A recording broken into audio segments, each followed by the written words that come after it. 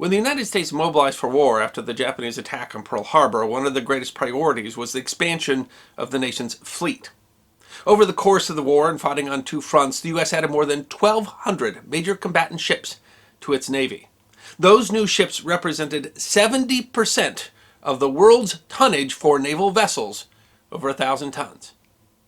And men were needed to crew these new ships. More than 3.5 million men signed up for U.S. naval service during the Second World War.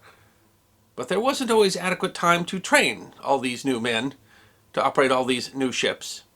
The crew of the USS William D Porter, a destroyer that was also called sometimes the Willie Dee and recognized as one of the most unlucky ships in the Navy, suffered from that lack of time for preparation. Their often unfortunate but ultimately heroic service deserves to be remembered.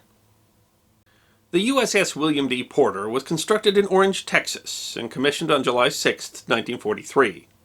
The Fletcher-class destroyer was named for William David Porter, a naval officer who served in the American Civil War. Porter came from a family known for its naval service.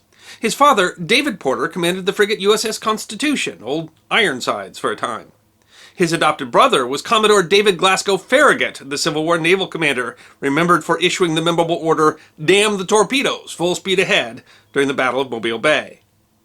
With a length of 376 foot 6 inches and a beam of 39 foot 8 inches, the USS William D Porter's main armament was 10 torpedoes with 500-pound warheads, 5 5-inch main guns, depth-charge racks and launchers, and anti-aircraft artillery weapons. Just 4 months after she was commissioned, the USS William D Porter was assigned to a super-secret mission. President Franklin Delano Roosevelt needed safe travel to French North Africa on his way to the Cairo and Tehran conferences, where he was to meet with Churchill, Stalin, and Chiang Kai-shek to plan the course of the war. The summits were so important that Roosevelt brought the entire Joint Chiefs of Staff with him.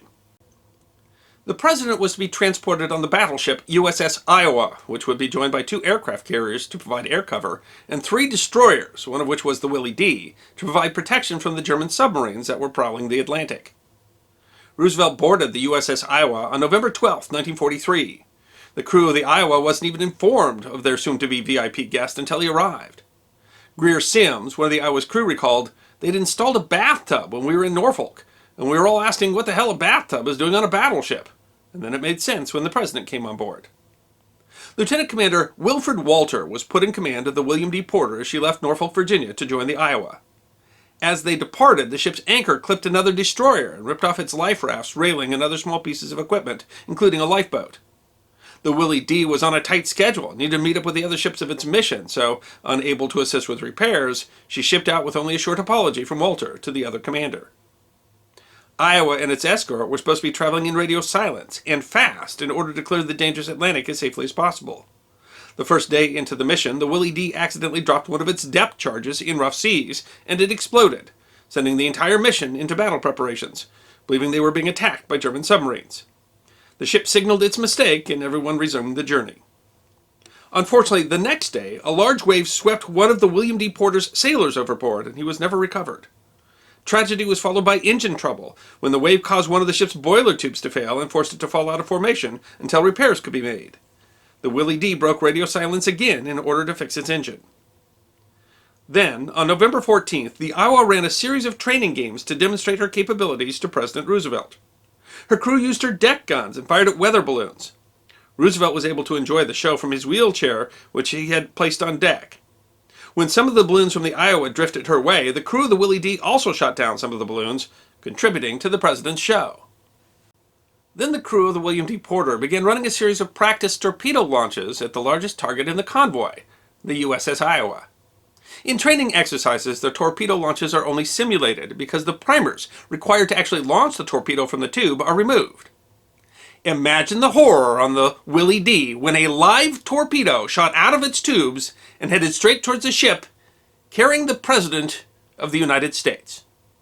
In an effort to maintain radio silence but still prevent imminent disaster, Walter, Willie Dee's commander, ordered the signalman to sign the approaching danger to the Iowa. But at first, the inexperienced sailor mistakenly indicated that a torpedo was moving away from the Iowa. In his second attempt, he again messed up the message and signaled that the Willie Dee was reversing.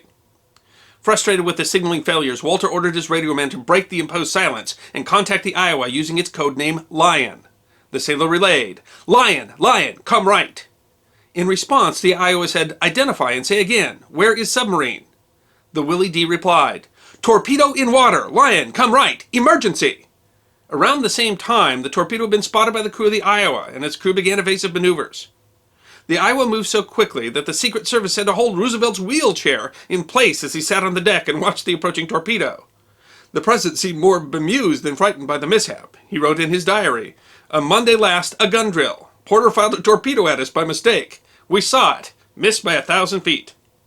The torpedo ended up exploding in the Iowa's wake. According to legend, when the Willie Dee rejoined the formation, the Iowa and its escort pointed their guns at her, suspecting some assassination plot. The Iowa radioed the William D Porter to ask what happened, and Walter responded, meekly, "We did it." The Willie Dee was sent back to Bermuda for questioning, while the rest of the convoy took the president to the summit. There is a rumor that the entire crew was arrested in Bermuda, but historians disagree if that story is actually true. The historical record is murky because the incident wasn't released to the public until 1958. If the crew was arrested, that would have been the first time such a thing happened in U.S. naval history. If it did happen, it was kept quiet, as no such records appear in the ship's log. The inquiry that followed determined that the torpedo had launched because the chief torpedoman, Lawton Dawson, had accidentally forgotten to remove the primer. Dawson eventually admitted that when the torpedo launched, he tried to hide his mistake by throwing the primer in the ocean. Dawson was sentenced to 14 years hard labor, but FDR pardoned him and spoke up for the crew of the Willie Dee. He didn't think that their careers should be destroyed because they made a few mistakes due to inexperience. After the incident, crews of other ships would often mock the crew of the Willie Dee, shouting, "Don't shoot! We're Republicans!" Bill Glover was assigned to serve on the William D Porter after they nearly killed the president, and he at first wasn't happy about it. He said, "Once you fired a torpedo at Roosevelt, then everyone is looking at you, and you get noticed for the little things that everyone else is doing too." There were a lot of rookies in the service in 1943. The Willie Dee was next assigned to serve near the Aleutian Islands, traveling through the Panama Canal to get there. She joined Task Force 94, was an anti-submarine escort. Commander Charles M. Keyes took over command of the ship from Walter in May 1944. Unfortunately, she was in trouble once again when one of her crewmen got drunk and fired one of her guns blindly. The 5-inch shell landed in the front yard of the commandant of the American base nearby while he was hosting a party with other officers present. No one was hurt, but the William D. Porter's tarnished reputation took another hit. But it was all hands on deck for the war in the Western Pacific. The Willie Dee served at Lincoln Gulf, Mindoro, and finally Okinawa in March 1945. She was assigned to the anti-aircraft picket, patrolling for kamikazes, shooting the planes down before they reached the bigger ships, as well as support fire to troops on the ground and escorting transport and supply ships. It was hot action, and the William D. Porter accounted for multiple kills of Japanese aircraft. In March, the William D. Porter was sent to participate in the Battle of Okinawa, the largest amphibious invasion in the Pacific theater during the war. The Allied battle fleet was huge, including 20 battleships, 44 aircraft carriers, and 146 destroyers, including the William D. Porter. The Japanese threw what was left of its decimated fleet at the Allies, including sacrificing the super battleship Yamato. But the worst wasn't the remnant of the Imperial Japanese Navy, but the terrifying scourge of kamikazes. The Japanese made over 1,400 kamikaze attacks against the Allied fleet at Okinawa. The attacks were so brutal that the Allied fleet decided to establish a cordon of radar picket ships around the island to warn the fleet of incoming waves of kamikazes. The William D. Porter was part of this mission, which left the pickets themselves in danger. In the course of the shooting at the Japanese, the William D. Porter accidentally strafed and damaged her sister ship, the Fletcher-class USS Luce. At 8:15 in the morning, on June 10th, an Aichi D-3A dive bomber broke from the clouds. The outdated plane, made mostly of wood and canvas with little metal, was attacking alone, leaving little radar signature. The attack came as a total surprise. The kamikaze headed straight for the Willie Dee. Kamikazes were deadly enemies, a weapon of desperation. While some 3,800 kamikaze pilots died in kamikaze attacks during the war, they killed more than 7,000 Allied personnel. A kamikaze plane carried more explosives than a conventional attack, and the kamikaze was more likely to hit. A kamikaze plane could take damage that would disable a conventional attack and still hit its target. As the plane roared towards the ship, the guns of the William D. Porter pounded the plane, setting it on fire, yet it still came towards its target. The Willie Dee swerved and the plane missed. the ship apparently saved from the attack. But this was the USS William D Porter, the unluckiest ship in the Navy. Despite having missed, the aircraft exploded under the water, directly under the William D Porter. The explosion was so large it lifted the 2,000-ton ship out of the water. The ship lost power, steam lines were broken, several fires started. Crews tried to extinguish the fires, but the damage was extensive. The crew fought for 3 hours to save the ship, and support vessels rushed to its aid as well. But it wasn't enough. The order to abandon ship came at 11:15 that morning. Just 12 minutes later, the ship heeled to starboard and sunk beneath the waves. And yet, the last tragedy for the seemingly cursed William D Porter was actually a stroke of good luck. Not one member of her crew lost their lives in the attack.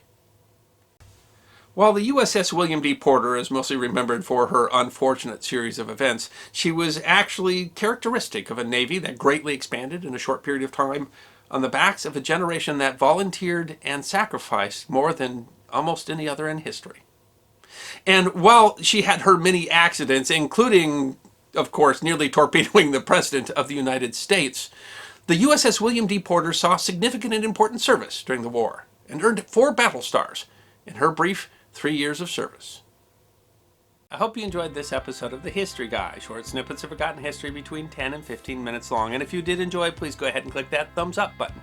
If you have any questions or comments or suggestions for future episodes, please write those in the comment section. I will be happy to personally respond. Be sure to follow The History Guy on Facebook, Instagram, Twitter, and check out our merchandise on teespring.com. And if you'd like more episodes on forgotten history, all you need to do is subscribe.